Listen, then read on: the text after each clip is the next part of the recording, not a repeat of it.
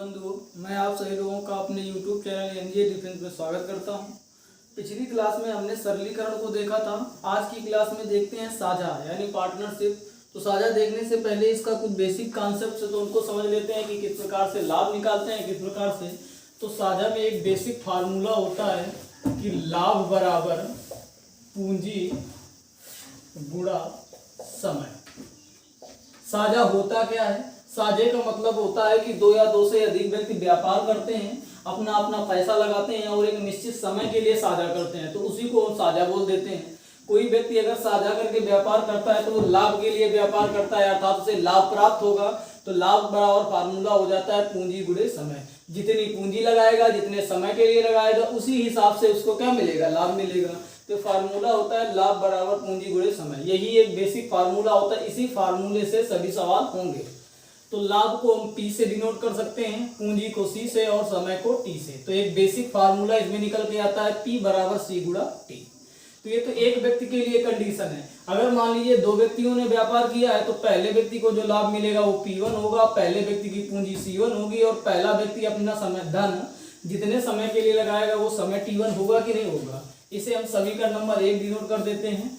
दूसरे व्यक्ति के लाभ को P2 को, दूसरे व्यक्ति के पूंजी को C2 से और दूसरे व्यक्ति द्वारा लगाए गए समय को T2 से व्यक्त कर दें। तो यहाँ से अगर हम समीकरण 1 में समीकरण 2 का भाग करा दें तो ये हो जाएगा P1 बटे P2 बराबर C1 गुणे T1 बटे C2 गुणा T2। तो ये भी एक बेसिक फार्मूला होता है। इस फार्मूले से भी कई क्वेश्चन होंगे। एक चीज हम देखते हैं कि यहाँ पर जो लाभ है ये पूंजी और समय के गुणनफल के समानुपाती है कि विकर्मानुपाती है? तो समानुपाती है। अर्थात अगर हम यहाँ से P1 अनुपात P2 लिखना चाहें तो ये हो जाएगा C1 T1 अनुपात C2 T2। इसी तरह से ये हमने कंडीशन दो व्यक्तियों के लिए निकाली है। अगर यहीं पर तीन व्यक्ति साझा करते तो P1 अनुपात P2 अनुपात P3 बराबर C1 T1 अनुपात C2 T2 अनुपात C3 P3 हो जाता। तो उम्मीद करते हैं ये भी बात समझ में आई होगी। तो इतना ये बेसिक ध्यान रखना कि जब भी हमें लाभ, हर एक सवाल में हम कहेंगे कि इनके लाभों का अनुपात निकाल देते हैं तो इनकी पूंजी समय दोनों के लिए अलग पता होना चाहिए। बस यहाँ पर इस फार्मूले में रख देंगे, सीधे इनके लाभों का अनुपात आ जाएगा। और क्वेश्चन में कुल लाभ दिया होगा तो कुल लाभ अगर दिया है और एक हमें निश्चित अनुपात दिया है तो अनुपात समानुपात चैप्टर में हमने बताया था जैसे 100 रुपए आपके पास है, हम इनको कहें कि 2:3 के अनुपात में बांटना है। तो ये इस प्रकार के कई सवाल हम अनुपात समानुपात चैप्टर में बता चुके हैं। तो अगर हमें लाभों का अनुपात मिल जाएगा, कुल लाभ पता होगा, तो क्या हम दिए गए अनुपात में नहीं बांट सकते हैं? तो ये अनुपात समानुपात चैप्टर में इस तरह के कई क्वेश्चन करवाए थे। तो इस चैप्टर का मेन बेसिक जो उद्देश्य है लाभों का अनुपात निकालना है। कुल लाभ दिया रहेगा, लाभों का अनुपात निकाल के अनुपात में बांट देंगे, क्वेश्चन हो जाएगा। तो एक बेसिक फार्मूला ये ध्यान रखना, कुछ सवालों में ये बेसिक फार्मूला लगेगा और लगभग 90% क्वेश्चंस में ये फार्मूला लगेगा। P1 अनुपात P2 बराबर, ये दो व्यक्तियों के लिए है, तीन व्यक्तियों के लिए होगा तो इधर C3 T3 हो जाएगा, इधर P3 हो जाएगा। तो ये भी कॉन्सेप्ट ध्यान रखना। इतना हो गया। आगे इसी में दो कंडीशंस बनती हैं जो हमने लास्ट में अभी फार्मूला लिखा था P1 बटे P2 बराबर C1 बटे C2 गुणा T1 गुणा T2। इससे दो कंडीशन बनती है। पहली कंडीशन बनती है यदि समय समान हो, यानी दो व्यक्ति व्यापार कर रहे हैं और दोनों समान समय के लिए अपना पैसा निवेश कर रहे हैं। कहने का मतलब ये भी 1 वर्ष के लिए, ये भी 1 वर्ष के लिए, ये भी 2 वर्ष, ये भी 2 वर्ष, कुल मिला के अगर इनका समय समान है, समय समान होने का मतलब T1 बराबर T2 है। जब T1 बराबर T2 होगा तो T1 और T2 तो कट जाएंगे, हमारे पास बचेगा P1 बटे P2 बराबर C1 बटे C2। अर्थात लिख सकते हैं कि P1 अनुपात P2 बराबर C1 अनुपात C2। उम्मीद करते हैं ये कंडीशन भी समझ में आई होगी कि अगर समय समान है तो अगर हम इनके लाभों का अनुपात निकालना है तो सीधे इनकी पूंजियों का अनुपात निकाल देंगे, वही अनुपात हो जाएगा। दूसरी कंडीशन है कि यदि इनकी पूंजी समान हो, यदि इनकी पूंजी क्या हो? समान हो। यदि इनकी पूंजी समान होगी मतलब C1 बराबर C2। अगर पूंजी समान होगी तो फिर C1 और C2 एक दूसरे से कट जाएंगे, अर्थात हमें P1 अनुपात P2 जो मिलेगा वो T1 अनुपात T2 के बराबर होगा। उम्मीद करते हैं ये भी दोनों क्वेश्चन समझ में आए होंगे। अभी हमने तुमको बताया था कि P1 अनुपात P2 निकालने के लिए क्या करना था? C1 बटे C2 था इंटू T1। यहीं से एक फार्मूला और बनता है, साइड में देख लेते हैं। अगर यहीं से कहा जाए कि C1 बटे C2 ज्ञात करना हो यहाँ से हम कहें कि C1 और C2 ज्ञात करना है तो फार्मूला बन जाएगा P1 T2 बटे T1 P2 हो जाएगा। इतनी बात समझ में आई कि नहीं आई? अर्थात अगर यहाँ से हम C1 अनुपात C2 निकालना चाहें तो पहले व्यक्ति का लाभ गुणे दूसरे व्यक्ति का समय और दूसरे व्यक्ति का लाभ गुणे पहले व्यक्ति का समय, इस तरह से कर देंगे। यहीं से अगर हम ज्ञात करना चाहें T1 बटे T2 तो ये हो जाएगा P1 C2 बटे P2 C1। इतने फार्मूले बेसिक ध्यान रखना कि अगर कहीं भी हमें पूंजी का अनुपात ज्ञात करना है तो इस तरह से ये कंडीशन, इसी फार्मूले से क्या कर दिया गया, पक्षांतर करा दिया गया, सभी फार्मूले कन्वर्ट हो गए हैं। तो इस तरह से ये बेसिक जितने भी फार्मूले थे हमने तुमको बता दिए। अब देखते हैं बारी बारी एक एक सवाल, देखते हैं कौन सा फार्मूला कहाँ लगेगा। देखते हैं क्वेश्चन नंबर पहला क्या कहा है। क्वेश्चन नंबर पहले में कहा गया है कि नीना तथा मीना ने क्रमशः 30,000 और 45,000 के निवेश में साझेदारी में व्यापार आरंभ किया। तो नीना के लिए पूंजी दी गई है 30,000 और मीना के लिए पूंजी दी गई है 45,000, यानी C1 की वैल्यू 30,000 है और C2 की वैल्यू 45,000 है। साझे में व्यापार आरंभ किया। 2 वर्ष बाद रुपए 1,50,000 के लाभ में मीना का भाग कितना है, देखते हैं। सबसे पहला काम होगा इनकी पूंजियों का अनुपात निकालेंगे, यानी P1 अनुपात P2। C1 का मान दिया गया है 30,000 और C2 का मान दिया गया है 45,000। देखते हैं क्या दोनों के समय समान है कि अलग अलग है। तो क्वेश्चन में कहा गया है कि 2 वर्ष बाद, यानी मीना भी 2 वर्ष के लिए पैसा निवेश करती है और नीना भी 2 वर्ष के लिए पैसा निवेश करती है, यानी इनके दोनों के समय समान है। तो इनकी पूंजियों का अनुपात ही इनके लाभों के अनुपात के बराबर होगा। 3 जीरो से इनके 3 जीरो खत्म, 15 से काटेंगे तो 15 दुनाई 30, 15 से 45। हमने देखा कि P1 अनुपात P2 आ गया 2 अनुपात 3। कहने का मतलब इस व्यापार में नीना का लाभ 2 है और मीना का लाभ 3 है। क्वेश्चन में उसने कहा इस व्यापार में कुल लाभ 1,50,000 है। 1,50,000 हमारे हिसाब से 5 बराबर 1,50,000 के, तो 1 बराबर आ जाएगा 30,000 के। उसने क्वेश्चन पूछा क्या है, तो इस लाभ में से मीना का भाग कितना है, तो मीना का भाग मतलब ये दोनों तरफ 3 का गुणा करा देंगे, इधर भी 3 का गुणा कराया तो ये हो जाएगा तुम्हारा 90,000, यानी 1,50,000 के लाभ में से नीना का जो भाग है वो 90,000 है। इस तरह से ये भी क्वेश्चन समझ में आ गया। आगे देखते हैं क्वेश्चन नंबर दूसरे में कहा गया है कि मिथिलेश ने 48,000 निवेश करके एक व्यापार प्रारंभ किया। 7 महीने बाद 56,000 की पूंजी लगाकर विद्या भी इस व्यापार में साझेदार हो गई है। वर्षांत में मतलब वर्ष के अंत में 1 वर्ष तक व्यापार चला है। कुल 5885 के लाभ में से विद्या का धन कितना है, तो इसमें भी सीधे हम इनके पहले लाभों का अनुपात यानी प्रॉफिट का अनुपात निकालते हैं। तो P1 अनुपात P2 निकालेंगे। तो पहले व्यापार मिथिलेश ने प्रारंभ किया था, तो मिथिलेश की पूंजी है 48,000। मिथिलेश की पूंजी दोनों, सबसे पहला काम होता है दोनों की अलग अलग पूंजियां लिखते हैं। तो मिथिलेश की पूंजी 48,000 और विद्या की पूंजी 56,000 है। इतना लिखने के बाद अब हमारा नंबर है दोनों पे समय लिखने का। तो मिथिलेश अगर व्यापार में साझेदार हुआ है तो मिथिलेश तो व्यापार से बाहर नहीं हुआ है, अर्थात ये टोटल 12 महीने तक पैसा लगाएगा।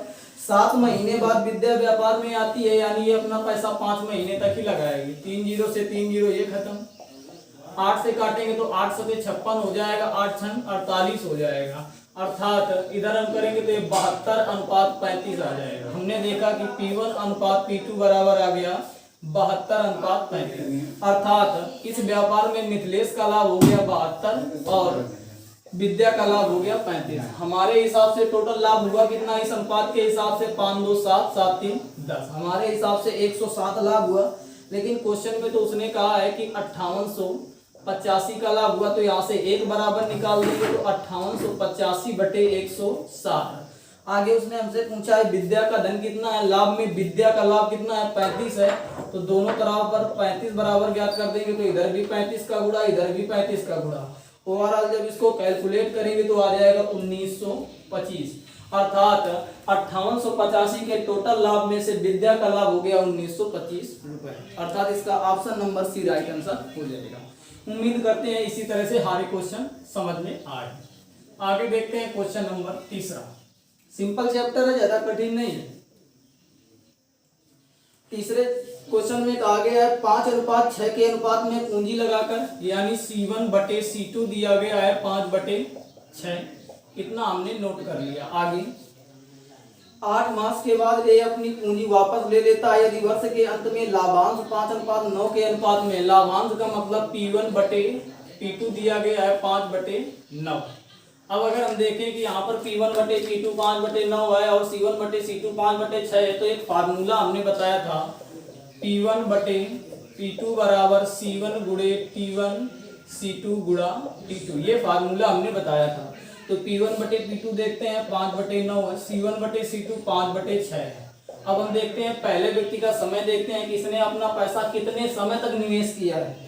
तो क्वेश्चन में कहा गया 8 मास बाद ए अपनी सारी पूंजी वापस ले लेता है। अगर 8 महीने बाद वो सारी पूंजी वापस ले लेगा तो उसने 8 महीने तक तो अपना पैसा लगाया है। आगे क्वेश्चन में कहा गया है तो बताइए बी ने अपनी पूंजी कितने समय के लिए निवेश की है। हमने मान लिया उसने T2 समय के लिए निवेश की है, तो इसी T2 का वैल्यू हम फाइंड करेंगे।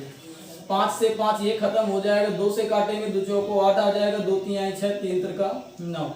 T2 बराबर ज्ञात करेंगे तो आ जाएगा 12 माह, अर्थात दूसरे व्यक्ति यानी बी ने अपना पैसा 12 महीने तक निवेश किया है। ऑप्शन नंबर डी इसका राइट आंसर हो जाएगा। तो उम्मीद करते हैं ये भी समझ में आया होगा। आगे देखते हैं क्वेश्चन नंबर तीसरा हो गया, क्वेश्चन नंबर चौथा देखते हैं क्या है। क्वेश्चन नंबर चौथे में कहा गया है कि हेमंत ने 50,000 निवेश करके एक व्यापार आरंभ किया। 8 महीने बाद 70,000 की राशि के साथ संदीप व्यापार में सम्मिलित हो गया। 3 वर्ष बाद इनके लाभ का बंटवारा क्रमशः किस अनुपात में होगा देख लेते हैं। यहाँ पर 2 व्यक्ति हैं, एक हेमंत है और संदीप है, तो इनके हम सीधे लाभों का अनुपात निकालते हैं P1 अनुपात P2। तो देखते हैं हेमंत ने कितना पैसा लगाया था। तो हेमंत ने 50,000 लगाकर व्यापार आरंभ किया था। इसके बाद 70,000 की राशि के साथ शामिल हो गया था संदीप। ये तो सबसे पहला काम हमने कहा था कि दोनों की अलग अलग पूंजियां लिखो। अब इनके समय लिखेंगे तो 3 वर्ष तक टोटल व्यापार हुआ है। हेमंत व्यापार से कहीं नहीं गया, यानी ये टोटल 36 महीने तक अपना पैसा लगाएगा। 8 महीने बाद संदीप शामिल होता है व्यापार में, तो यानी ये 28 माह तक ही लगाएगा। चूंकि 36 में 28 8 घटाएंगे तो आ जाएगा 28 महीने, चूंकि ये 8 महीने बाद आया था।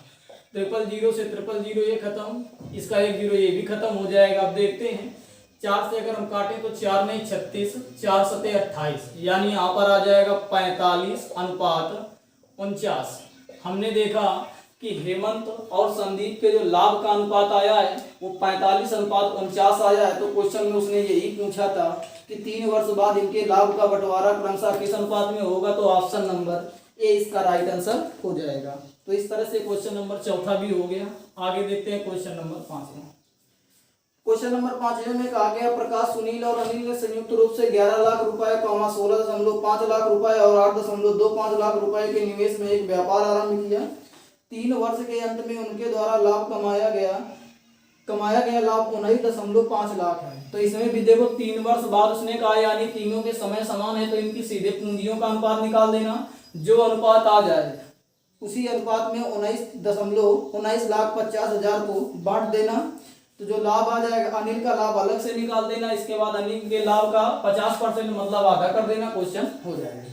तो इस तरह से ये भी क्वेश्चन हो जाएगा। आगे देखते हैं क्वेश्चन नंबर 6वां क्या कहा गया है।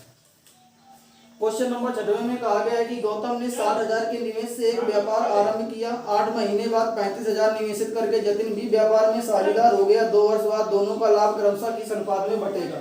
तो जिस प्रकार से क्वेश्चन नंबर चौथा था उसी प्रकार से क्वेश्चन नंबर 6वां भी है, तो ये भी आ जाएगा। आगे देखते हैं क्वेश्चन नंबर 7वां। क्वेश्चन नंबर 7 में कहा गया है कि 50,000 निवेशित करके सरिता ने एक बुटीक चालू की। 6 महीने बाद 80,000 का निवेश करके नीता भी साझेदार हो गई। तो 1 वर्ष के अंत में 18,000 के लाभ में सरिता का भाग कितना है देख लेते हैं। सबसे पहला काम दोनों के लाभों का अनुपात निकालेंगे। तो बुटीक प्रारंभ की थी सरिता ने, कितना निवेश किया था 50,000 निवेश करके सरिता ने एक बुटीक प्रारंभ की। 6 महीने बाद 80,000 का निवेश करके इस बुटीक में 80,000 का निवेश करके नीता भी सम्मिलित हो गई। तो अब हमने इनकी पूंजियां तो लिख ली हैं, अब इनके समय भी लिखते हैं। नीता ने बुटीक प्रारंभ की थी, तो नीता व्यापार से कहीं नहीं गई, यानी ये टोटल 12 महीने तक अपना पैसा लगाएगी। 6 महीने बाद नीता भी शामिल हो रही है, तो 6 महीने बाद मतलब ये 6 महीने तक लगाएगी। 4 0 से ये 4 0 खत्म हो जाएंगे। 4 से काटेंगे तो 4 2 9 8 और 4 3 12, ये हो जाएगा। 3 से काटेंगे तो 3 2 9 6 आ जाएगा। ये आ जाएगा 5:4। हमने देखा कि इनके लाभों का अनुपात आ गया 5:4, यानी 9 बराबर आ गया 18,000 के। क्योंकि क्वेश्चन में उसने कहा था कि 18,000 के लाभ में से तो 1 बराबर 2,000 के। आगे उसने पूछा है सरिता का लाभ कितना है, तो अनुपात के हिसाब से सरिता का लाभ है 5। दोनों तरफ 5 का गुणा करा देंगे तो ये तुम्हारा आ जाएगा 10,000। अर्थात 18,000 के इस लाभ में सरिता का भाग है 10,000। उम्मीद करते हैं ये भी क्वेश्चन समझ में आया होगा। आगे देखते हैं क्वेश्चन नंबर 8वां क्या कहा गया है। कहा गया है 3 मित्र पी, क्यू तथा आर ने मिलकर एक व्यापार आरंभ किया है। क्रमशः 45,000, 70,000 और 90,000 का निवेश किया है। 2 वर्ष के अंत में 1,64,000 के कुल लाभ में क्यू का भाग कितना। बिल्कुल सिंपल है। एक चीज यहाँ पर देखते हैं, 3 व्यक्ति व्यापार कर रहे हैं, देखते हैं क्या तीनों समान समय के लिए अपना पैसा निवेश करते हैं। तो क्वेश्चन में कहा गया है 2 वर्ष के अंत में, यानी सब ने अपना अपना पैसा 2-2 वर्ष के लिए निवेश किया, यानी तीनों के समय समान है। तो हमने बताया था कि जब समान समय हो तो इनका जो लाभों का अनुपात होता है इनकी पूंजियों के अनुपात के बराबर होता है। अर्थात 45,000 अनुपात 70,000 अनुपात 90,000 ज्ञात कर लेना। तो इनका जो तीनों का अनुपात आएगा वही इनके लाभों का अनुपात आ जाएगा। इसी अनुपात में 1,64,000 को बांट देना, जिसका भाग आ गया उसका भाग निकाल देंगे। तो ये भी क्वेश्चन सिंपल है, आ जाएगा, बताने की जरूरत नहीं है। अगर ना आए तो कमेंट बॉक्स खाली है, आप कमेंट बॉक्स में लिखें कि ये क्वेश्चन नहीं आया है तो उसका रिप्लाई दिया जाएगा। आगे देखते हैं क्वेश्चन नंबर 9। आगे कहा गया निनाद, विकास तथा मानव मिलकर साझे में एक व्यापार आरंभ करते हैं। आरंभ में निनाद कुछ राशि का निवेश करता है। 6 महीने बाद विकास उससे दोगुना धन लगाकर व्यापार में सम्मिलित हो जाता है। इसके 8 महीने बाद मानव विकास से तिगुना धन लगाकर व्यापार में सम्मिलित हो जाता है। वर्ष के अंत में 45,000 के कुल लाभ में से मानव का भाग कितना है। देखते हैं, 3 व्यक्ति यहाँ पर भी व्यापार करते हैं, तो हम P1 अनुपात P2 अनुपात P3 ज्ञात करेंगे। सबसे पहला काम हमने बताया था कि तीनों की पूंजियां लिखो। तो क्वेश्चन में कहा गया है कि आरंभ में निनाद कुछ राशि का निवेश करता है, हमने मान लिया x राशि का निवेश करता है। 6 महीने बाद विकास उससे दुगुना धन लगाता है, तो ये 2x हो जाएगा। आगे पढ़ते हैं, इसके 8 महीने बाद मानव विकास से तिगुना धन लगाता है, तो ये 6x धन लगाता है। हमने तीनों की पूंजियां अलग अलग लिख दी कि नहीं लिख दी। क्वेश्चन में कहा गया था आरंभ में निनाद कुछ राशि का निवेश करता है, यानी निनाद व्यापार आरंभ करके व्यापार से कहीं नहीं जाता, मतलब ये टोटल 12 महीने तक व्यापार में अपना पैसा लगाएगा। 6 महीने बाद विकास आता है, तो ये 6 महीने तक केवल लगा पाएगा, क्योंकि व्यापार केवल 1 वर्ष तक होना है, यानी 12 महीने तक होना है। 6 महीने बाद आएगा तो 6 महीने तक अपना पैसा लगाएगा।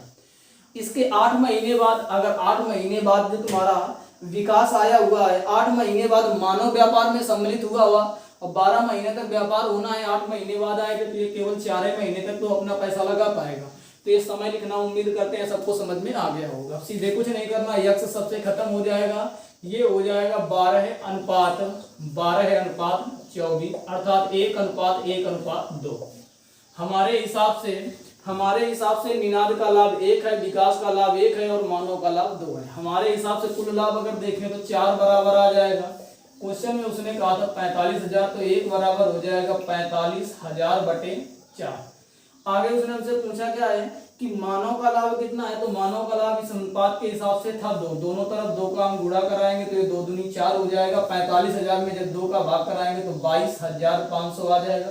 तो 22,500 ऑप्शन नंबर इनमें से कोई नहीं, इसका राइट आंसर हो जाएगा। तो इस तरह से ये भी क्वेश्चन आ गया। आगे देखते हैं क्वेश्चन नंबर 10वां क्या कहा गया है। क्वेश्चन नंबर 10वें में कहा गया है कि सीना, मीना तथा रीना एक व्यापार में क्रमशः 63,000, 56,000 और 84,000 का निवेश करते हैं। वर्ष के अंत में कुल लाभ को उनके निवेश के अनुपात में वितरित किया जाता है। तो ये तो हमको वैसे भी पता है कि जो लाभों का अनुपात होता है उनके निवेश और समय के अनुपात के बराबर होता है गुणनफल के, लेकिन समय समान होगा तो निवेश के अनुपात के ही तो बांटा जाता है। बताने की जरूरत नहीं थी। यदि इस लाभ में रीना का भाग 54,000 हो तो कुल अर्जित लाभ जब हम अनुपात ज्ञात कर लेंगे उस अनुपात के हिसाब से रीना बराबर रीना का जो अनुपात के हिसाब से लाभ आएगा और जो एक्चुअली में क्वेश्चन में दिया गया है दोनों को बराबर कराएंगे, एक बराबर कंडीशन निकाल देना, जो चीज पूछा जाए निकाल देना। तो इस तरह से क्वेश्चन नंबर 10वां भी सिंपल है, आ जाएगा। आगे देखते हैं क्वेश्चन नंबर 11वें में कहा गया है कि अमन ने 40,000 लगाकर एक व्यापार आरंभ किया। 6 महीने बाद सामंत 60,000 लगाकर तथा उसके 3 महीने बाद रचित 50,000 लगाकर साझीदार हो गया। 2 वर्ष बाद इनके लाभों का अनुपात क्या होगा देख लेते हैं। तीन व्यक्ति यहाँ पर भी हैं, तो P1 अनुपात P2 अनुपात P3 ज्ञात करेंगे। सबसे पहला काम, तीनों कितना कितना रुपया लगा रहे हैं, तो पहला व्यक्ति जो है ये 40,000 लगा रहा है, दूसरा व्यक्ति जो है ये 60,000 लगा रहा है, और तीसरा व्यक्ति कितना लगा रहा है पैसा, तो तीसरा व्यक्ति 50,000 पैसा लगा रहा है। इतनी बात समझ में आई कि नहीं है? देखते हैं, अमन ने 40,000 लगाकर व्यापार आरंभ किया है, 2 वर्ष तक व्यापार हुआ है, तो टोटल ये 24 महीने तक अपना पैसा लगाएगा। आगे उसने कहा 6 महीने बाद सामंत सम्मिलित हो जाएगा, तो 24 में 6 घटाएंगे तो 18 महीने तक ही तो अपना पैसा लगा पाएगा, तो यहाँ पर 18 हम गुणा करा देंगे। इसके 3 महीने बाद, 6 के 3 महीना बाद मतलब 9 महीने बाद 24 में से 9 घटाएंगे तो आ जाएगा 15, यानी ये पैसा अपना 15 महीने तक ही लगा पाएगा। सबसे 4 जीरो सबके खत्म हो जाएंगे, तो सबके 4 जीरो यहाँ से हम क्या कर देंगे, खत्म कर देंगे। तो ये हो जाएगा तुम्हारा 4 गुणे 24 अनुपात 6 गुणे 18 अनुपात 5 गुणे 15। 3 से सब में भाग चला जाएगा, तो ये तुम्हारा 8 आ जाएगा, इधर ये 2 आ जाएगा, और इधर ये 5 आ जाएगा। अर्थात जब गुणा कराएंगे तो 32 अनुपात 36 अनुपात 25। अर्थात जो 3 व्यक्ति थे, अमन, सामंत और रचित, अमन, सामंत और रचित, इनके लाभों का जो अनुपात आएगा 32 अनुपात 36 अनुपात 25।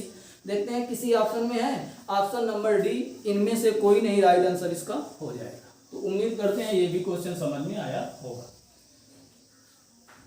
आगे देखते हैं question number 12। 3 साझीदारों A, B, C ने मिलकर एक व्यापार में 50,000 का निवेश किया है। यदि A ने B से 4,000 अधिक लगाए हों, B ने C से 5,000 अधिक लगाए हों, तो वर्ष के अंत में 35,000 के कुल लाभ में से A का कितना धन मिलेगा, देख लेते हैं। क्वेश्चन नंबर 12 है। क्वेश्चन में कहा गया है कि 3 साझीदारों A, B, C ने मिलकर एक व्यापार में, यानी तीनों मिलकर के A plus B plus C, तीनों मिलकर टोटल 50,000 का निवेश करते हैं। आगे उसने कहा यदि A ने B से 4 अधिक निवेश किया हो, तो इस तरह से 3 कंडीशन बनाते हैं। A B से कितना अधिक निवेश करता है, तो 4,000 अधिक रुपए निवेश करता है। B C से कितना अधिक निवेश करता है, तो 5,000 अधिक निवेश करता है। ये कंडीशन कही गई है। अगर इन इसको x मान लें तो ये x प्लस 5,000 आ जाएगा, और x प्लस 9,000 आ जाएगा। उम्मीद करते हैं इतनी बात समझ में आई होगी।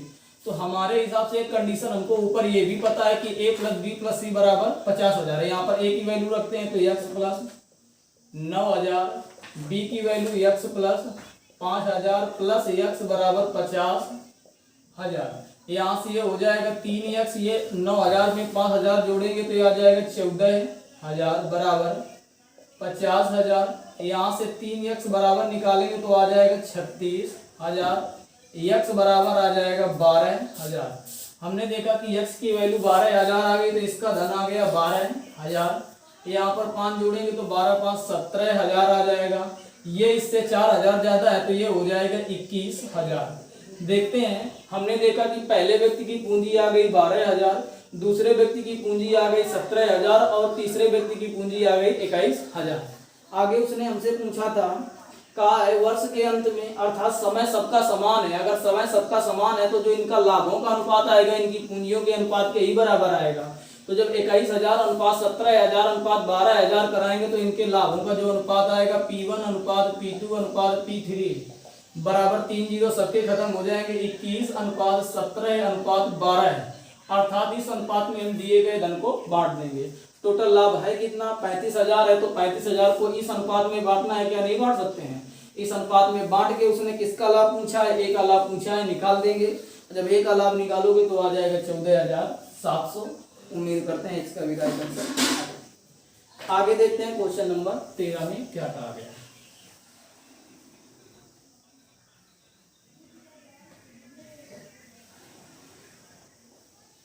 आगे क्वेश्चन नंबर 13 में कहा गया है कि A ने 50,000 की पूंजी लगाकर एक व्यापार प्रारंभ किया है। कुछ समय बाद B भी 54,000 लगाकर इस व्यापार में साझेदार हो गए। यदि वर्ष के अंत में उनका लाभ 2:1 के अनुपात में बांटा गया है, तो व्यापार आरंभ होने के कितने महीने बाद B साझेदार बना हो? बिल्कुल सिंपल क्वेश्चन है, देख लेते हैं। इसमें फार्मूला लगेगा P1 बटे P2 बराबर C1 गुणे T1 बड़ा C2 गुणा T2।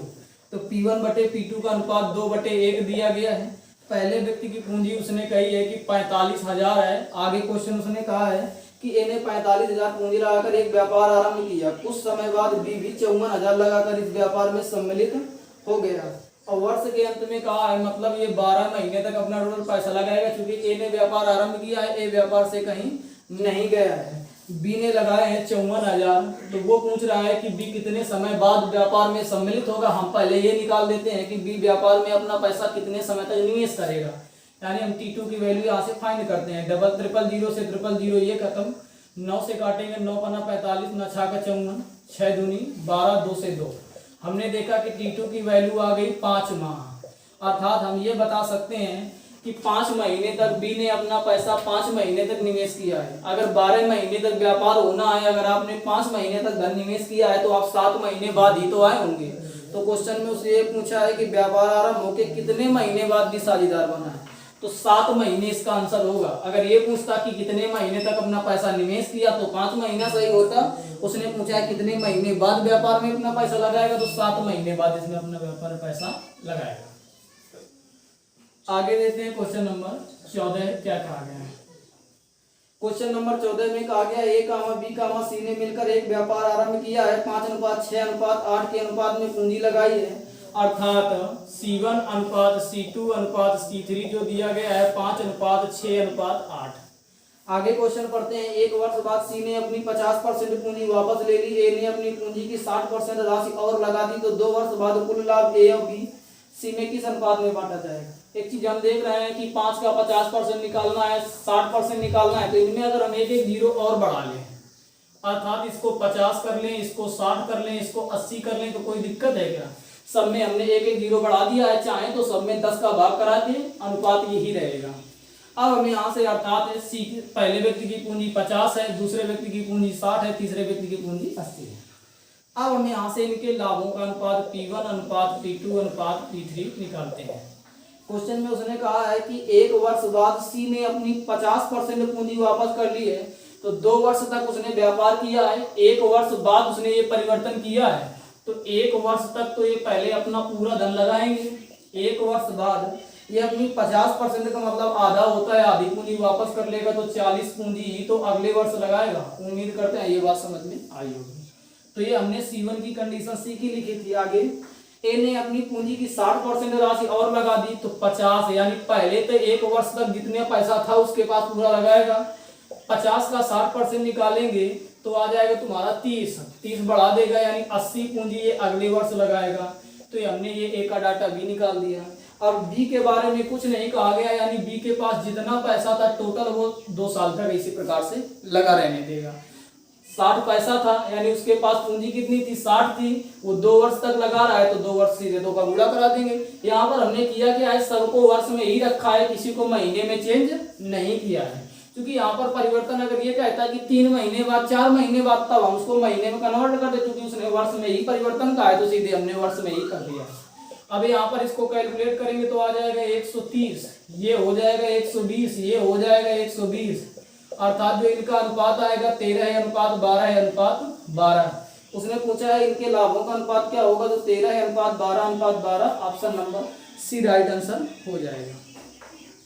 आगे देखते हैं क्वेश्चन नंबर 15 में क्या कहा है।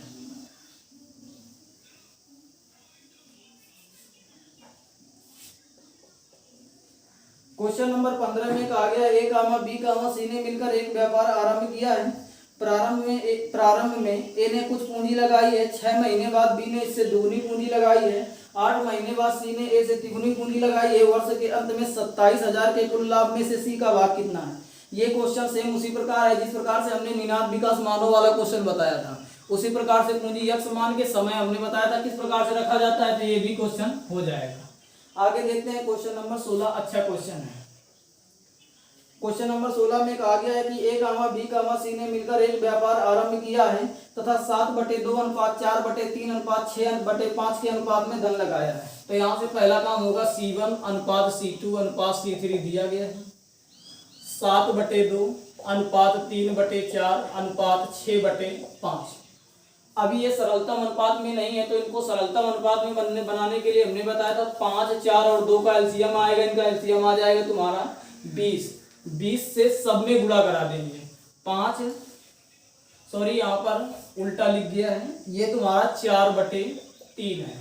तो यहाँ से हम करेंगे क्या, 2, 3 और 5 का एलसीएम निकालेंगे तो 2, 3, 5 का एलसीएम आ जाएगा 30। 30 का सब में गुणा कराएंगे तो ये हो जाएगा 15 सत्ते 105 आ जाएगा। ये तुम्हारा 40 आ जाएगा। 5 से काटेंगे तो 72 आ जाएगा। अर्थात हमने देखा कि इनकी जो पूंजियों का अनुपात आया है C1 अनुपात C2 अनुपात C3, तो ये आया है 105 अनुपात 40 अनुपात 72। आगे उसने कहा है 4 महीने बाद ए ने अपने भाग में से 50% की वृद्धि कर दी। यदि वर्ष के अंत में कुल लाभ 21,600 हो तो इसमें से बी का भाग कितना है, देखते हैं। P1 अनुपात P2 अनुपात P3 ज्ञात करना है। उसने क्वेश्चन में कहा है कि 4 महीने बाद ए अपने भाग में 50% की वृद्धि करता है, तो 4 महीने तक तो उसका पूरा यही पैसा लगा रहेगा। 4 महीने के बाद ये क्या करेगा, इसका पहले पैसा 105 था, इसमें 50% की वृद्धि, मतलब इसका हम 50% ही तो निकाल देंगे। ये 8 महीने तक लगाएगा, यानी शुरुआत में क्या करता है वो 4 महीने तक पूरा पैसा लगाता है, 4 महीने बाद वो 50% की वृद्धि यानी 150% निकाल देंगे। बाकी इनमें कोई परिवर्तन नहीं होता, ये पूरा 12 महीने तक इसी प्रकार से लगाता है, 72 भी 12 महीने तक इसी प्रकार से लगाता है। अब यहाँ से हम क्या करेंगे, कैलकुलेट कर लेते हैं। 0 से 0 खत्म हो जाएगा, 5 तिहाई 15 हो जाएगा, 5 9 10 हो जाएगा, 2 चौको 8 आ जाएगा। तो ये इसको कैलकुलेट करते हैं तो 4 पंचे 20 आ जाएगा, 420 आ जाएगा। 4 तिहाई 12, 12 पंचे देखो 4 तिहाई हो जाएगा 12, 12 पंचे 60, 12 एकम 12 हो जाएगा। अनुपात 12 छंग 72, 12 चौको 48, ये आ जाएगा तुम्हारा 480 अनुपात 12 दुनाई 24, 12 सते। आगे देखते हैं, उसने कहा था इसको कैलकुलेट करोगे 1680 अनुपात 480 अनुपात 864, सब में देखते हैं भाग चला जाएगा 7 से, तो ये तुम्हारा आ जाएगा 35 अनुपात 10 अनुपात 9। अर्थात इनका जो एग्जैक्ट रेशियो आ जाएगा वो आ जाएगा 35 अनुपात 10 अनुपात 9। इसी रेशियो में हम 27,000 को बांट देंगे तो इनके अलग अलग लाभ निकाल सकते हैं। उसने सी का लाभ पूछा तो सी का लाभ हम निकाल देंगे। तो इस तरह से ये भी क्वेश्चन हो जाएगा। आगे देखते हैं क्वेश्चन नंबर 17 में क्या कहा गया है। क्वेश्चन नंबर 17 में कहा गया ए तथा बी ने क्रमशः 50,000। आगे देखते हैं क्वेश्चन नंबर 17 में कहा गया है ए तथा बी ने क्रमशः 50,000 तथा 45,000 लगाकर एक व्यापार आरंभ किया है। 4 माह बाद ए ने अपनी आधी पूंजी वापस ले ली है, बी ने उसी समय अपनी 1/3 पूंजी वापस ले ली है। इस समय सी कुल 70,000 लगाकर व्यापार में साझेदार हो गया है। वर्ष के अंत में 41,400 के लाभ में से सी का लाभ कितना है, देखते हैं। तो सीधे हम तीनों के लाभ का अनुपात निकालते हैं, P1 अनुपात P2 अनुपात P3। तो पहले उसने कहा था कि 50,000 की पूंजी उसने लगाई थी ए ने 50,000 की पूंजी लगाई थी। 4 महीने बाद ये अपनी आधी पूंजी वापस ले लेता है, यानी 4 महीने तक तो इसकी पूरी पूंजी लगी रही होगी। तो इस तरह से हम यहाँ पर 4 का गुणा करा देंगे। 4 महीने बाद ये आधी पूंजी वापस ले लेगा। 50,000 का आधा होता है 25,000 पूंजी, और ये पूंजी कितने समय तक लगाएगा, तो कुल समय देखेंगे तो वर्ष के अंत में मतलब 4 महीना हो गया, तो ये 8 महीने तक तो ही तो अपनी आधी पूंजी ये लगाएगा। आगे बी ने उसी समय अपनी 1/3 पूंजी वापस ले ली है, यानी 45,000 पूंजी जो थी उसकी उसने पहले 4 महीने तक पूरी लगाई है, फिर 1/3 पूंजी वापस लेने का मतलब 15,000 वापस ले लेगा, तो उसके पास पूंजी बचेगी 30,000। ये पूंजी वो 8 महीने तक लगा देगा। तो ये बी का डाटा हो गया। आगे हम सी का डाटा निकालेंगे। तो इस समय सी कुल 70,000 लगाकर व्यापार में सम्मिलित हो गया है। सी ने 70,000 लगाए हैं, 4 महीने बाद आया है, तो वो 8 महीने तक ही तो अपना पैसा लगाएगा। तो इस तरह से इसको कैलकुलेट करके यहाँ से P1 अनुपात P2 अनुपात P3 निकाल देंगे। जब P1 अनुपात P2 अनुपात P3 निकाल देंगे, इसके बाद 41,400 का कुल लाभ दिया गया है। 41,400 के कुल लाभ को इसी अनुपात में बांट देंगे तो तीनों के अलग अलग लाभ आ जाएंगे। तो इस तरह से ये भी क्वेश्चन आ गया। इसको पहले कैलकुलेट करके इनके तीनों का अनुपात निकाल देना। उम्मीद करते हैं आगे क्वेश्चन हो जाएगा। आगे देखते हैं क्वेश्चन नंबर 18 क्या कहा गया है। आगे क्वेश्चन नंबर 18 देखते हैं क्या कहा गया है। क्वेश्चन नंबर 18 में कहा गया है कि साझे के एक व्यापार में एक कुल पूंजी का 1/6 भाग 1/6 समय के लिए, बी कुल पूंजी का 1/3 भाग 1/3 समय के लिए, सी कुल पूंजी का शेष भाग पूरे समय के लिए निवेश करता है। तो 46,000 के कुल लाभ में बी का भाग कितना है, निकालते हैं तीनों का अनुपात।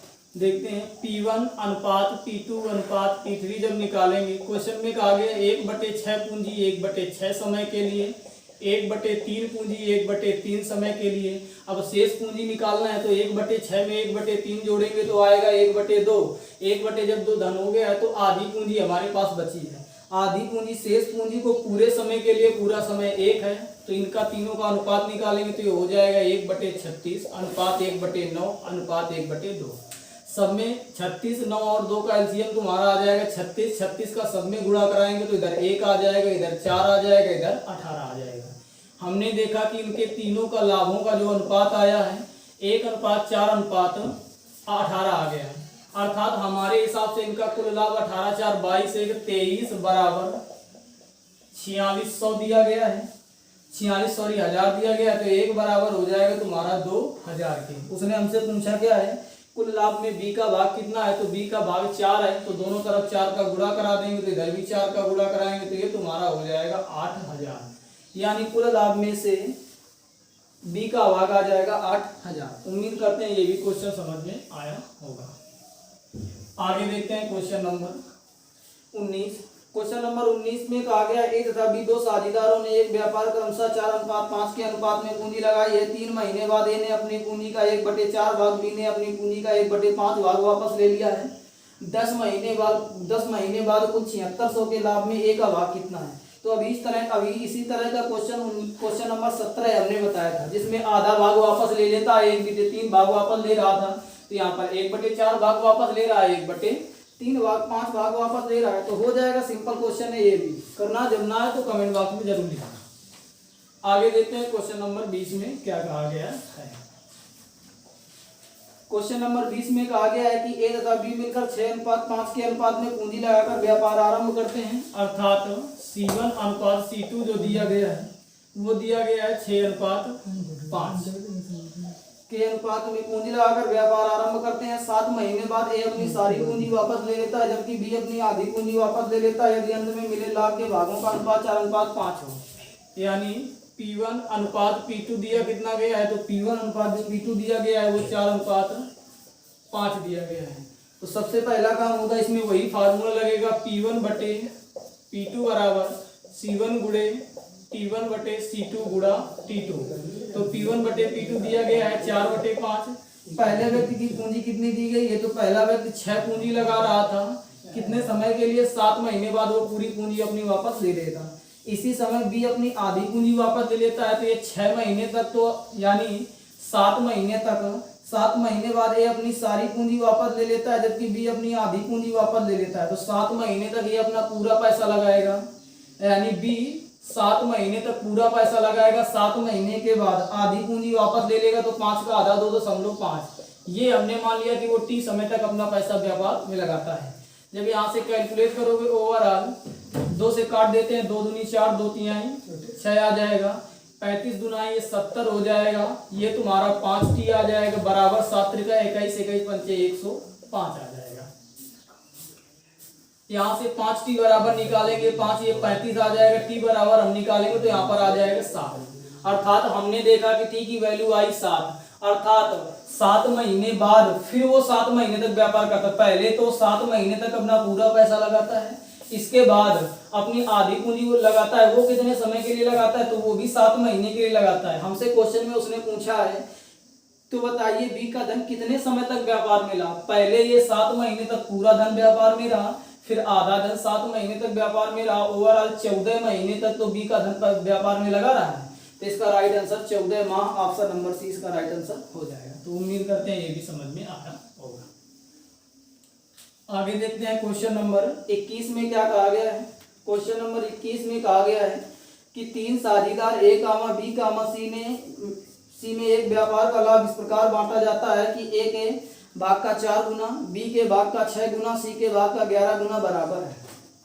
यानी P1 पहले व्यक्ति के लाभ का 4 गुना, दूसरे व्यक्ति के लाभ का 6 गुना और तीसरे व्यक्ति के लाभ का 11 गुना, ये तीनों आपस में क्या है, बराबर है। तो यहाँ से P1 अनुपात P2 अनुपात P3 जब निकालेंगे, जब P1 की वैल्यू रखेंगे तो ये तुम्हारा 66 इधर आ जाएगा, यहाँ पर 11 चौको 44 आ जाएगा और यहाँ पर 24 आ जाएगा। सब में 2 से भाग चला जाएगा तो 33 हो जाएगा, 22 हो जाएगा और 12 हो जाएगा। क्वेश्चन में उसने हमसे पूछा क्या है कि इनके लाभों का अनुपात कितना हो जाएगा, तो 33, 22, 12 option number D right answer हो जाएगा। आगे देखते हैं क्वेश्चन नंबर 22 में क्या कहा गया।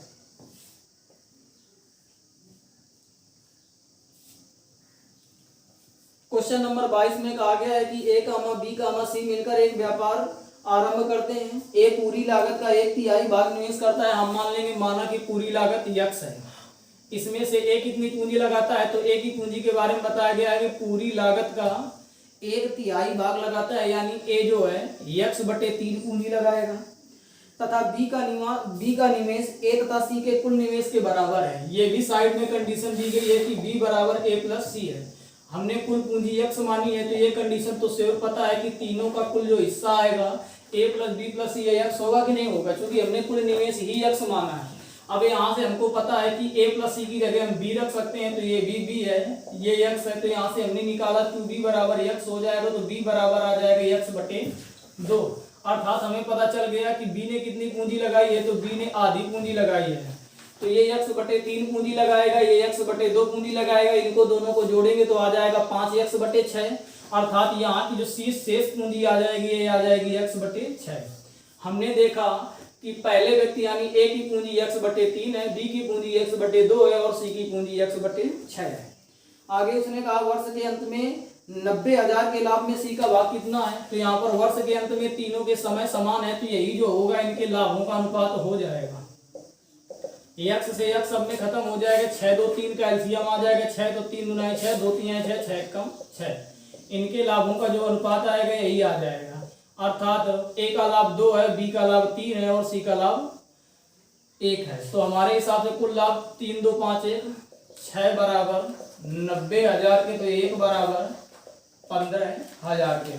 1 बराबर 15,000 है। सी का लाभ उसने पूछा है, तो 1 बराबर पूछा है, सी का लाभ 1 है, तो 1 बराबर 15,000 ही निकल के आया है।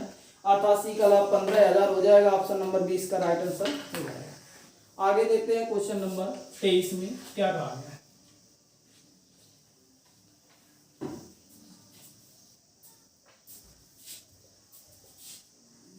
आगे क्वेश्चन नंबर 23 में कहा गया ए तथा बी ने मिलकर एक व्यापार आरंभ किया है। ए ने 36,000 8 महीने के लिए निवेश किए हैं। बी कुछ पूंजी लगाकर 6 माह के तक व्यापार में रहा है। अंत में बी को कुल लाभ का 15/31। तो बी का हिस्सा कितना है लाभ में, तो हम देखते हैं। उसने कहा है कि जो बी का हिस्सा है वो 15/31 है। तो यहाँ से बताओ कि हम ए का हिस्सा नहीं निकाल सकते हैं। तो ए का हिस्सा जब निकालेंगे, यहाँ पर कहने का मतलब कि टोटल लाभ 31 है, जिसमें से 15 ये है, तो ये हो जाएगा 16/31। यहाँ से ए और बी के लाभों का अनुपात यानी P1 अनुपात P2 अगर निकालें तो 16:15 हो जाएगा कि नहीं हो जाएगा। उम्मीद करते हैं ये 16:15 निकालना समझ में आया होगा, क्योंकि 16/31 अनुपात 15/31, 31 से 31 खत्म हो जाएगा, 16:15 आ जाएगा। अब यहाँ पर फार्मूला लगाएंगे P1/P2 बराबर C1 गुणे T1 बराबर C2 गुणे T2। तो P1/P2 दिया गया है 16/15 बराबर C1 की वैल्यू उसने दे दी है 36,000। ये 8 महीने तक निवेश कर रहे थे। आगे भी कुछ पूंजी लगाकर हमने माना कि x पूंजी लगाई है, ये उसने 6 महीने तक पैसा लगाया है। कैलकुलेट करते हैं, 4 से काटेंगे तो 4 दूना 8, 4 चौको 16, 2 से काटेंगे 2 दूनी 4, 2 से काटेंगे यहाँ पर आ जाएगा तुम्हारा 18, 6 से काटेंगे 6 तिरका 18, तो ये 15 से 45 x बराबर वैल्यू जो आई है 45,000 आई है। अर्थात x की वैल्यू 45,000 आ गई, पता चल गया। उसने पूछा था बी ने कितना धन लगाया है, तो बी ने 45,000 रुपए यहाँ पर निवेश किए हैं। आगे देखते हैं क्वेश्चन नंबर 24 में कहा गया है कि एक व्यापार में 3 साझेदारों के लाभों का अनुपात 5:7:8 है। अर्थात P1 अनुपात P2 अनुपात P3 जो दिया गया है 5:7:8 दिया गया है। आगे इनका धन क्रमशः 14 माह 8 महीने और 7 महीने के लिए निवेशित किया गया है, यानी T1 की वैल्यू 14 माह है और T2 की वैल्यू कितनी दी गई है, T2 की वैल्यू 8 माह दी गई है और T3 यानी तीसरे व्यक्ति का जो समय दिया गया है वो 7 माह दिया गया है। उसने हमसे कहा इनकी पूंजियों का अनुपात, तो पीछे हमने फार्मूला बताया था C1 अनुपात C2 अनुपात C3 बराबर, हमने फार्मूला बताया था, एक फार्मूला होता है P बराबर C गुणा T, अर्थात लाभ बराबर पूंजी गुणा समय। यहां से अगर हम अर्थात लाभ बराबर होता है पूंजी गुणा समय, अर्थात अगर हमें इनकी पूंजियों का अनुपात निकालना है तो केवल पूंजियों का अनुपात निकालें तो T इधर भाग में चला जाएगा। अर्थात यहां से अगर हम ज्ञात करें तो P1 बटे T1, P2 बटे T2 और P3 बटे T3 अगर निकालें तो यही तो इनका अनुपात आ जाएगा। तो P1 का मतलब 5 बटे पहले व्यक्ति का 14, 7 बटे 7 बटे यहाँ पर आ जाएगा 8 और आ जाएगा तुम्हारा 8 बटे 7, 14, 8 और 7 का एलसीएम आ जाएगा 56, 56 का सब में गुणा कराएंगे तो 14 चौको 56 तो ये 20 आ जाएगा, 8 सते 56, 7 49 आ जाएगा, ये 64 आ जाएगा। अर्थात हमें यहाँ पर देखेंगे तो जो अनुपात आएगा वो 20 अनुपात 49 अनुपात 64 आ जाएगा, ये इनकी पूंजियों का अनुपात आ जाएगा। तो इस तरह से ये भी क्वेश्चन हो जाएगा। आगे देखते हैं क्वेश्चन नंबर 25 में क्या कहा गया है।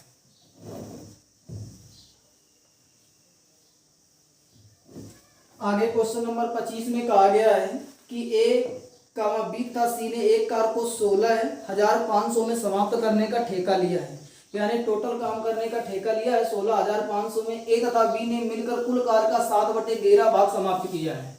ये क्वेश्चन नंबर तुम्हारा 26 है, सॉरी क्वेश्चन नंबर 25 है। क्वेश्चन में उसने कहा है कि A तथा B ने मिलकर के, यानी A और B ने कितना काम किया है, तो A और B ने काम किया है 7/13 भाग काम किया है। तो अगर हम यहाँ से C का काम निकालना चाहें तो टोटल काम 11 है, जिसमें से 7 इसने किया है, तो 4/13 भाग ही तो ये काम करेगा। यहाँ से अगर हम इनके कामों का अनुपात निकालें तो A + B अनुपात C निकालें तो 7/11 है अनुपात 4/11, अनुपात आ जाएगा 7:4।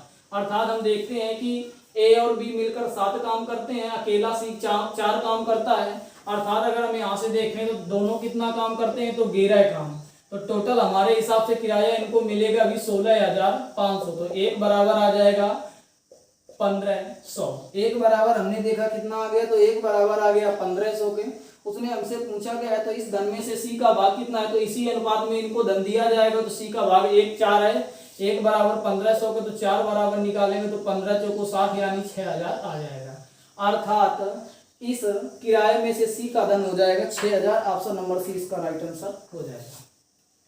आगे देखते हैं क्वेश्चन नंबर 26 में कहा गया मीनाक्षी ने 12,000 का निवेश करके एक व्यवसाय आरंभ किया। 5 महीने बाद 9,000 की पूंजी लगाकर अवैध साझेदार हो गया। वर्ष के अंत में 4416 के कुल लाभ में मीनाक्षी का भाग कितना है। इस तरह के कई क्वेश्चन पीछे करवा चुके हैं, तो ये भी क्वेश्चन आ जाएगा। क्वेश्चन नंबर 27 में कहा गया प्रभा ने 32,000 का निवेश करके एक व्यापार आरंभ किया है। 5 महीने बाद 22,000 की पूंजी लगाकर अमित भी साझेदार हो गया। तो वर्ष के अंत में 16,409 के कुल लाभ में प्रभा का भाग कितना है। तो इस तरह के भी पीछे क्वेश्चन करवाए हैं, सेम जैसा ऊपर वाला क्वेश्चन यानी 26 नंबर जिस प्रकार का क्वेश्चन है उसी प्रकार से क्वेश्चन नंबर 27 भी होगा। आगे देखते हैं क्वेश्चन नंबर 28। ए ने 45,000 के निवेश से एक व्यापार आरंभ किया। कुछ समय बाद भी 54,000 का निवेश करके उसका साझेदार हो गया। यदि व्यापार में होने वाले लाभ को वर्ष के अंत में 2:1 में बांटा गया हो तो कितने महीने बाद भी साझेदार बना है। जिस प्रकार से क्वेश्चन नंबर 28 है सेम उसी प्रकार का क्वेश्चन नंबर 13 है, यानी दोनों सेम क्वेश्चन है, दोनों को रिपीटेड क्वेश्चन है, सेम क्वेश्चन यहाँ पर उठा के रख दिया गया है, तो ये भी क्वेश्चन हो जाएगा। आगे देखते हैं क्वेश्चन नंबर 29 में क्या कहा गया है। देखते हैं क्वेश्चन नंबर 29। क्वेश्चन नंबर 29 में कहा गया है कि 4 ग्वालों A, B, C तथा D ने मिलकर एक चारागाह किराए पर लिया है। A ने अपनी 18 गाय 4 महीने चराई, B ने अपनी 25 गाय 2 महीने चराई, C ने अपनी 28 गाय 5 महीने चराई और D ने अपनी 21 गाय 3 महीने चराई है। यदि कुल किराए में से A का भाग 3600 हो तो चारागाह का कुल किराया कितना है। देखते हैं, तो जितनी जिसके पास ज्यादा गाय होंगी और वो जो व्यक्ति जितने समय के लिए अपनी गाय चराएगा उसको उतना ही किराया पड़ेगा। अर्थात यहाँ पर जो किराया पड़ेगा गाय और समय के गुणनफल के बराबर होगा। तो देखते हैं किस प्रकार से इनका किराया, अर्थात किराए को हम P1 अनुपात P2 अनुपात P3 अनुपात P4 ज्ञात कर देते हैं। पहले व्यक्ति के पास 18 गाय थी और 4 महीने चरा रहा था, तो इसका किराया ये हो जाएगा। दूसरे व्यक्ति के पास 25 गाय थी और ये 2 महीने चरा रहा था, इसका किराया ये हो जाएगा। तीसरे व्यक्ति के पास 28 गाय थी और ये 5 महीने चरा रहा था, इसका किराया ये हो जाएगा। तीसरे व्यक्ति के पास 21 गाय थी, 3 महीने चरा रहा था, इसका किराया ये हो जाएगा। यहाँ पर गुणा कराएंगे तो ये आ जाएगा 72 और ये 50, ये 140, ये आ जाएगा 63। अर्थात हमने देखा पहले व्यक्ति का किराया 72 है, दूसरे व्यक्ति का किराया 50 है, तीसरे व्यक्ति का किराया 140 है और चौथे व्यक्ति का किराया जो है 63 है। लेकिन क्वेश्चन में उसने कहा है कि यदि कुल किराए में से ए का किराया 3600 है, यानी क्वेश्चन हमारे अनुपात के हिसाब से 72, लेकिन क्वेश्चन के हिसाब से 3600, तो एक बराबर हो जाएगा 3600 बटे 72। 36 दुनाई 72, 2 से काटेंगे तो 50 आ जाएगा। हमने देखा एक बराबर 50 आ गया। उसने हमसे पूछा है चारागाह का कुल किराया कितना है, तो इनको सबको कैलकुलेट कर देना, इनको सबको कैलकुलेट करना, दोनों तरफ उतना ही ज्ञात कर लेना, यानी इनको कैलकुलेट करोगे जितना आ जाए इसको कैलकुलेट कर देते हैं। तो ये तुम्हारा इनको दोनों को जोड़ेंगे 190 हो जाएगा, ये 3 2 5 हो जाएगा, 7 6 13 हो जाएगा, 5 9 3 12 1 1। हमने देखा कि 325 आ गया। दोनों तरफ 325 का जब गुणा कराएंगे, इधर भी 325 का गुणा कराएंगे। गुणा कराते हैं 5 25, 5 9 10 2 12, 5 3 15 1 16। हमने देखा कि 16,250, अर्थात इसका टोटल जो किराया आया वो 16,250 आ गया। उम्मीद करते हैं ऑप्शन नंबर सी इसका राइट आंसर हो जाए। आगे देखते हैं क्वेश्चन नंबर 30 में क्या कहा गया है। देखते हैं क्वेश्चन नंबर 30 में क्या कहा गया। क्वेश्चन नंबर 30 में कहा गया है कि सामियारा कामा महिरा तथा कियारा ने डीवीडी का एक सेट 578 किराए पर लिया है, यानी तीनों का टोटल जो किराया है वो 578 है। यदि उन्होंने इसका प्रयोग क्रमशः 8 घंटे, 12 घंटे और 14 घंटे किया हो तो कुल किराए में से कियारा को कितना धन देगा। तो यहाँ पर प्रॉपर इस क्वेश्चन में डीवीडी का जो ज्यादा समय के लिए प्रयोग करेगा उसे ज्यादा किराया पड़ेगा, अर्थात यहाँ पर जो किराया होगा वो यूज करने में जितना समय लिया गया होगा, यानी प्रयोग के आधार पर किराया पड़ेगा। अर्थात अगर हम यहाँ पर इनका किराया निकालना चाहें तो हमें ये पता चलेगा कि अगर जो लड़की ज्यादा समय तक डीवीडी का प्रयोग करेगी उसे ज्यादा किराया पड़ेगा, जो लड़की कम समय तक प्रयोग करेगी उसे कम किराया पड़ेगा। तो क्रमशः किस क्रम में करती है, तो ये 8 घंटा, यानी सामियारा 8 घंटा यूज करती है, महिरा 12 घंटा डीवीडी का यूज करती है और जो कियारा है वो 14 घंटे डीवीडी का यूज करती है। यहाँ से इनका जब अनुपात निकालेंगे सब में देखेंगे 2 से भाग चला जाएगा, 2 चौको 8, 2 छक्का 12, 2 सत्ते 14। अर्थात इनके जो किराए का जो अनुपात आएगा P1 अनुपात P2 अनुपात P3 आ जाएगा 4 अनुपात 6 अनुपात 7। अर्थात हमारे हिसाब से जो सामियारा का किराया होगा 4 आ जाएगा, महिरा का किराया 6 हो जाएगा और कियारा का जो किराया होगा वो 7 आ जाएगा।